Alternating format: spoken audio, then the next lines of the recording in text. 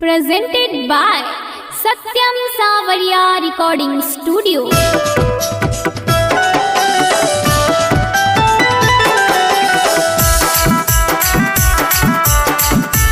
हमरा छोड़ के सोचे छे भजा बाजार गे छौरी कह देबो बर्बाद। लभरिया के रोगे धरा के छौरी शादी करे छे गे। लभरिया के रोगे धरा के छौरी शादी करे छे गे। एने मरबो जरतौ गे ओने दुल्हो मरतौ गे। एने मरबो जरतौ गे ओने दुल्हो मरतौ गे। दरभंगा जिला के छौरा से जब तोरा पाला पड़तौ गे। मधुबनी जिला के छौरा से जब तोरा पाला पड़तौ गे। एने मरबो जरतौ गे ओने दुल्हो मरतौ गे। एने मरबो जरतौ गे ओने दुल्हो मरतौ गे।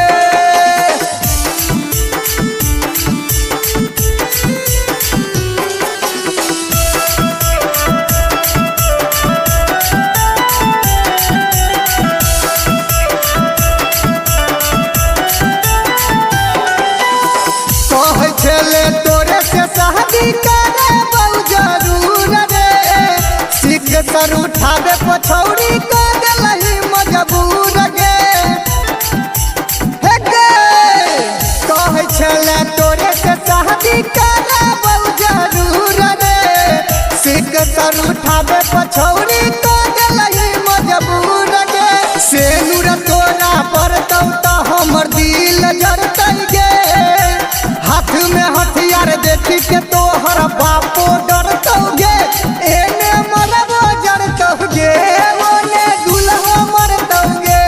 एने मरबो जरतौ गे ओने दुल्हो मरतौ गे।